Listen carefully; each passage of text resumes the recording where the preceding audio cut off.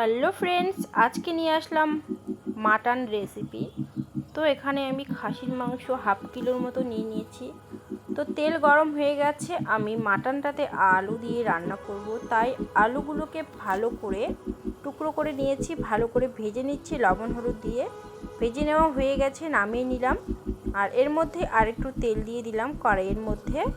তেল দেওয়ার পর এখন আমি দিয়ে দিব, এখানে তেল গরম হয়ে গেছে, দিয়ে দিলাম পেঁয়াজ কুচি আর দিয়ে দিলাম তেজপাতা আর রসুন। তারপর দিয়ে দিলাম মাংসটাকে। তো মাংসটাকে দিয়ে আমি একটু ঘেটে নিচ্ছি। আর আমি রান্না করব খুব সিম্পলভাবে। তো এখন দিয়ে দিলাম লবণ আর হলুদটা। তোমরা চাইলে আগেই ম্যারিনেট করে রাখতে পারো। আমি এভাবে রান্না করলাম, এভাবে বেশি টেস্ট হয় রান্না করলে। আর এখানে দিয়ে দিচ্ছি আমি মশলা। এখানে জিরা বাটা, আদা বাটা, লঙ্কা বাটা সব মশলাই রয়েছে। তো আমি দিয়ে দিলাম, দিয়ে আমি এখন ঘেটে নেব,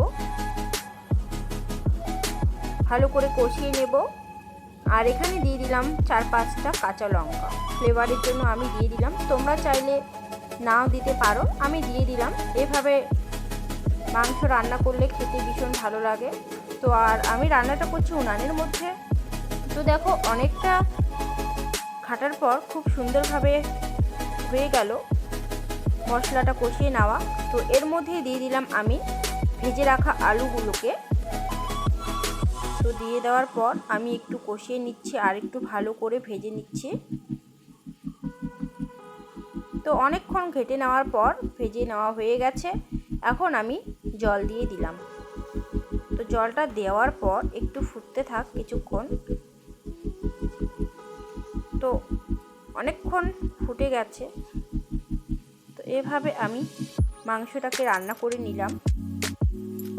আর তোমরাও বাড়িতে এভাবে বানাতে পারো। তো আমার হয়েও গেছে, আমি নামিয়ে নিলাম। তোমরা ভাত রুটির সাথে পরিবেশন করতে পারো, ভালো লাগবে। আর ভিডিও ভালো লাগলে অবশ্যই লাইক করবে, কমেন্ট করবে, প্রচুর পরিমাণে শেয়ার করবে। আর চ্যানেলটিকে অবশ্যই সাবস্ক্রাইব করে আমার পাশে থাকবে বন্ধুরা। আবার নতুন নতুন ভিডিওতে তোমাদের সঙ্গে আমার দেখা হচ্ছে। আজকের মতো টাটা।